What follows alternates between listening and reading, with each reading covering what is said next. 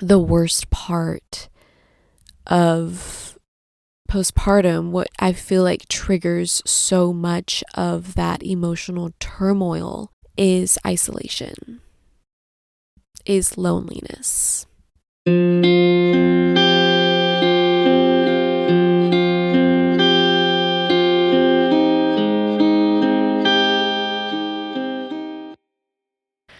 Ooh, I have got sinus headaches, scratchy throat, itchy eyes. I've got all the allergies, okay? And the spring hasn't even sprung upon us yet.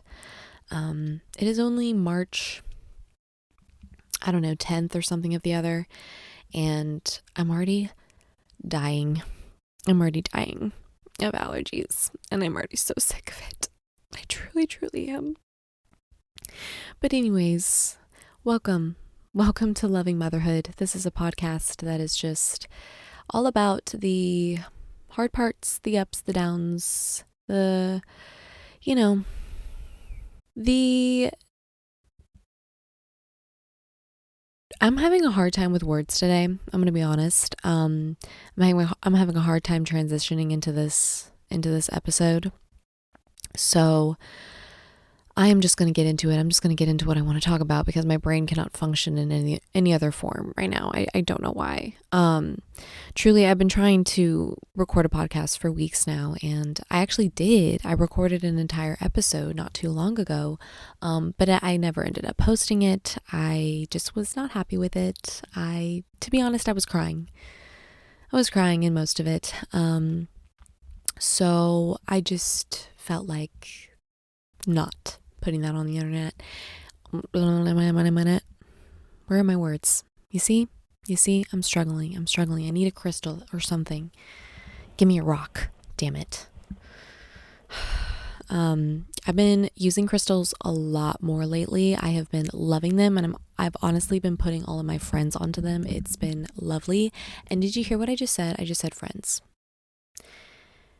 I don't know if anyone has been consistently listening to my podcast at all, but if you have, you know that friends has been a huge struggle of mine. Loneliness has been a big, big theme of my struggles in motherhood, okay, in early motherhood. And I'm going to get into all of that, hopefully, in this episode. But yes, I have been using crystals a lot more lately, and I have been loving it, and I have been putting my friends onto crystals, okay, which I think is adorable, and they have just been like so open and welcome to it. And yeah, it's just been super cool to just like kind of like introduce that. And honestly, not even on purpose, it just kind of all like aligned so perfectly. I bring them into work a lot. I work at my little part-time bookstore job on the weekends, and that's where literally all of my friendships have sprung from. I'm so grateful for that job.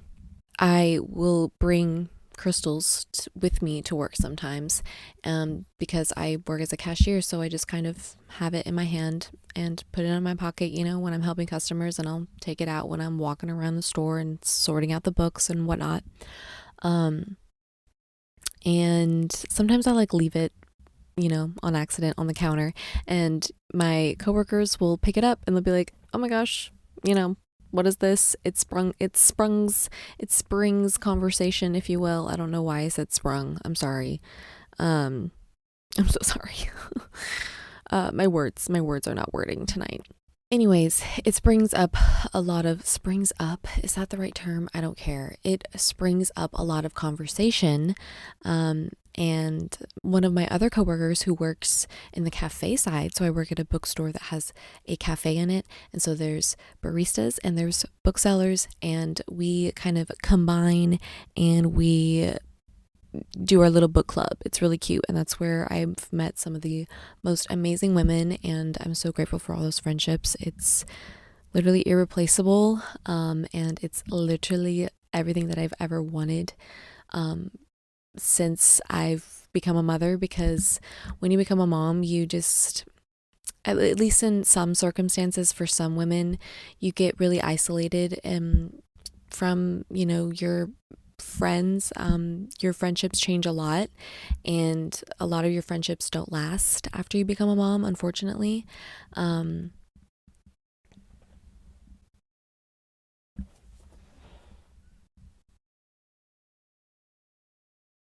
What is that?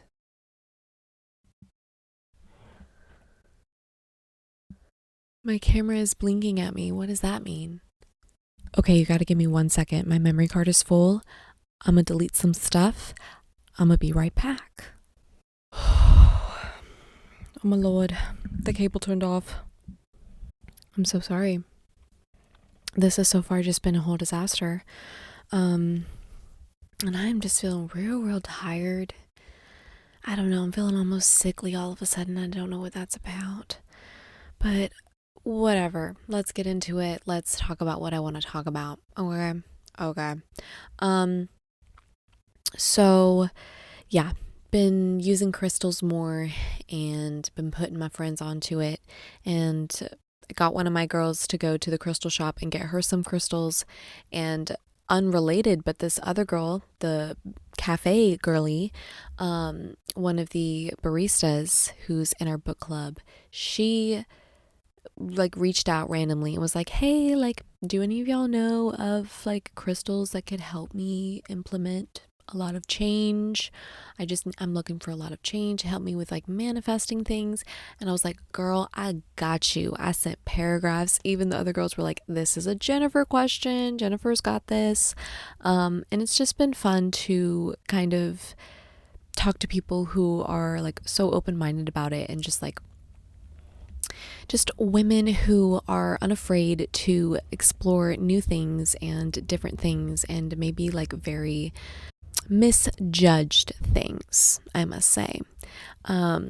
Because who cares if we enjoy our rocks? Who cares if a beautiful rock makes me feel better?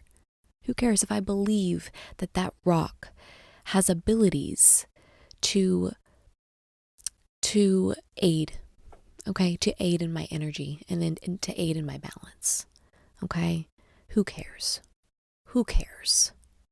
Mind your business. There was a customer who came in, and my coworker was bringing, I think, one of the crystals that I had over to the cafe side to get everyone from the cafe side to hold it, okay, and to like to tell her how it made them feel, okay? And my coworker and I on the bookseller side were talking about it, and there was a customer that came up, and she kind of overheard our conversation before I started checking her out. And she was like, "Wait, like, what are you like this stone? What are you talking about? This stone's making you feel a type of way? What do you mean? I'm so interested. I'm intrigued. I'm sorry. I'm eavesdropping." And so we have this big conversation about this malachite stone that I got because it's super powerful, and you know, not everyone is inclined to enjoy this stone, or to be attracted to this stone. You know, it's very powerful or whatever. Okay, very woo woo. So she's, we're talking about it, and as the conversation goes on, she, repeatedly has made it known that she thinks that I'm crazy because I believe in this stone's power, quote unquote. And she's like, "Oh, you're crazy." And she said it several times, maybe not like deliberately like you're crazy. She definitely said you're crazy at some point. I remember distinctly because I remember thinking, bitch, did you just did you just call me crazy? I'm gonna pretend that didn't hurt. Okay, I'm gonna pretend that didn't hurt. But yeah, she definitely implied that I was crazy in the head, mental, if you will. She implied that I was mental, because I like crystals, I like rocks, and I believe in their energetic aid. So, and yeah, I understand how it sounds, but I love me some crystals. I think that they are definitely like a very precious part of earth that, has a certain element to it that just brings about more, I don't know, happiness, some sort of peace that comes with it. yeah, when I went to the crystal, you know what? I'm gonna stop talking about crystals. I could talk about crystals all day, but yeah. Anywho, I'm gonna move on from this topic, I promise. So let's talk about like motherhood, okay? So let's get serious. Let's get for real. Let's get serious. I need to pop my neck. My body's been hurting lately. Did I talk about my allergies already? I think I did.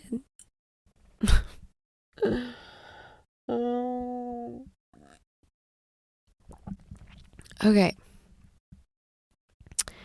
Truly, I was thinking today about, well, I've just been thinking a lot lately.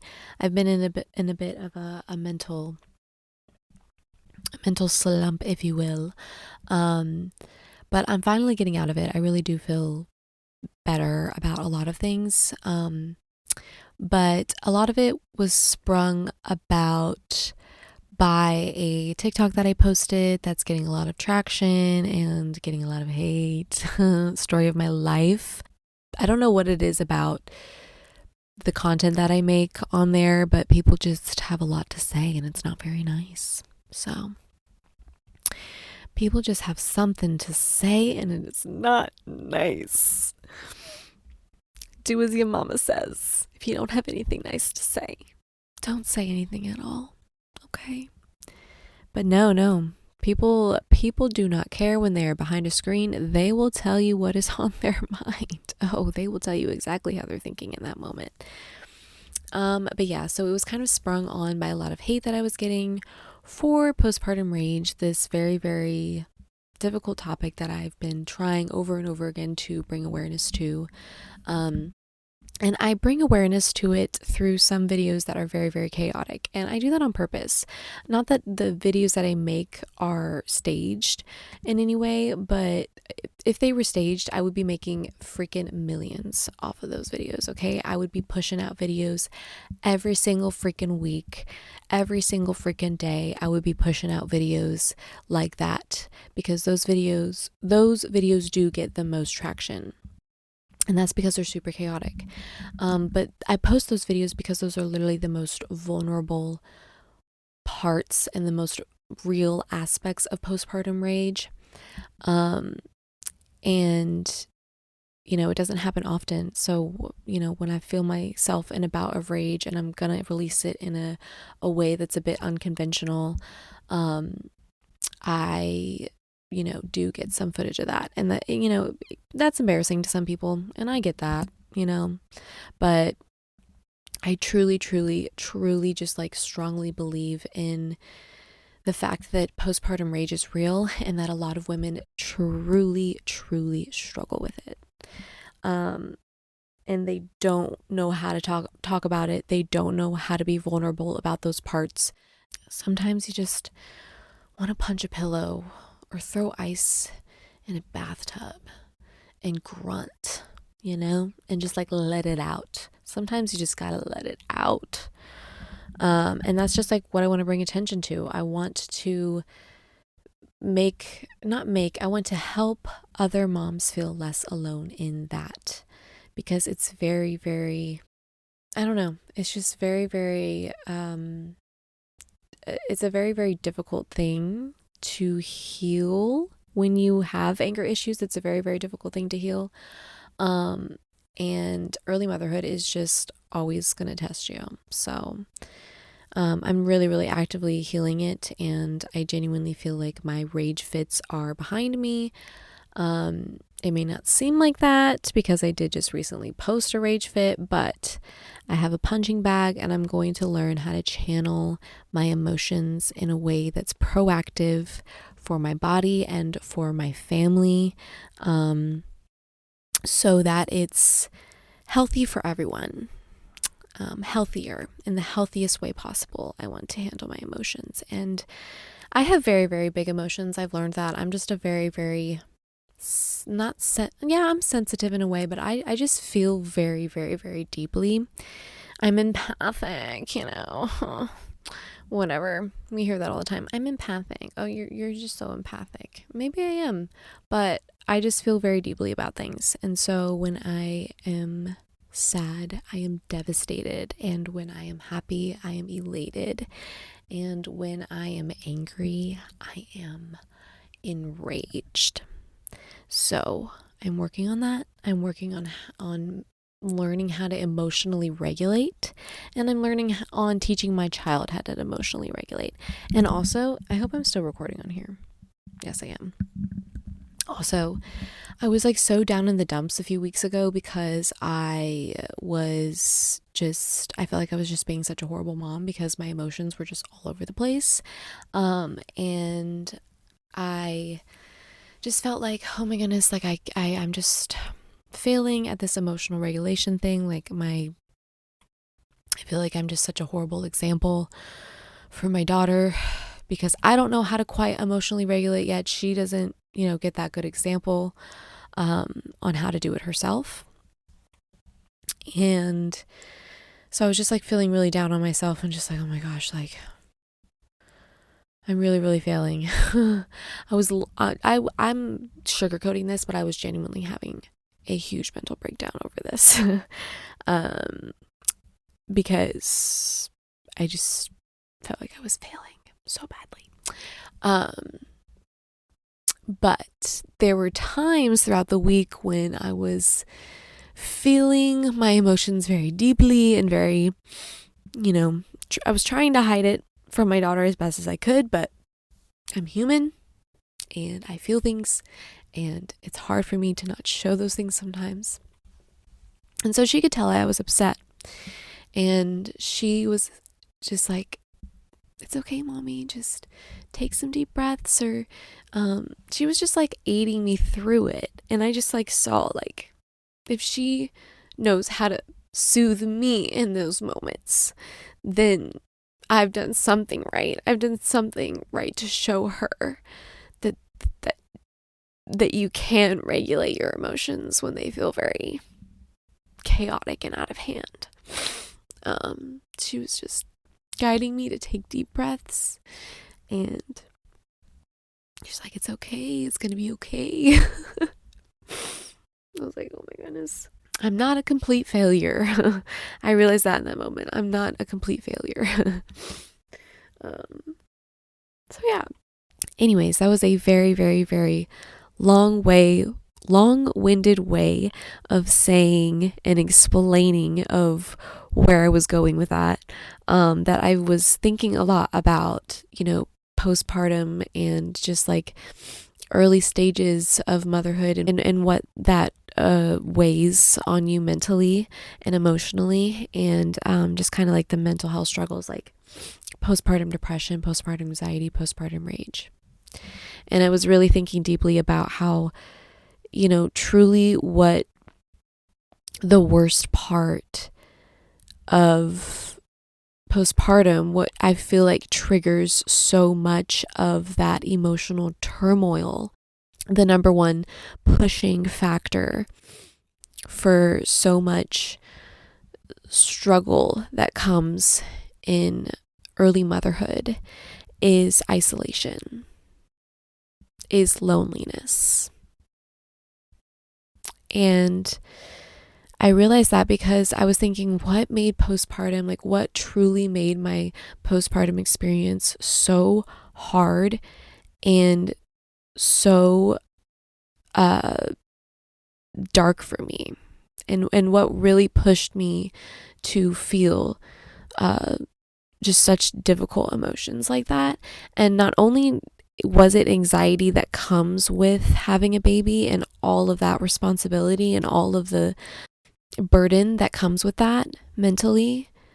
There's just so much to fear now, and so much to look out for, and so much to think about once you have a baby. So there's so much anxiety that can drive that depression as well. But I really do feel like isolation really pushed me towards my darkest point in my postpartum depression journey.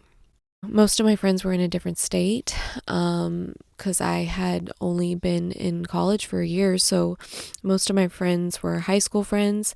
The college friends that I had made kind of just like, we kind of just went our separate ways after I had a kid, which is, fair. And most college friends aren't even forever friends in the first place. I mean, it's college. Like, all these kids were, getting lit on the weekends while I was breastfeeding my baby. So it was just, we were on different paths completely in our lives. And so I found myself in a new city with a new baby, with nobody to talk to or to, really just like keep me company. Like, I was completely isolated. I stayed at home alone from, dawn to almost dusk. My husband didn't get home until, dinner time every single day. And it was just an extremely lonely time. I went from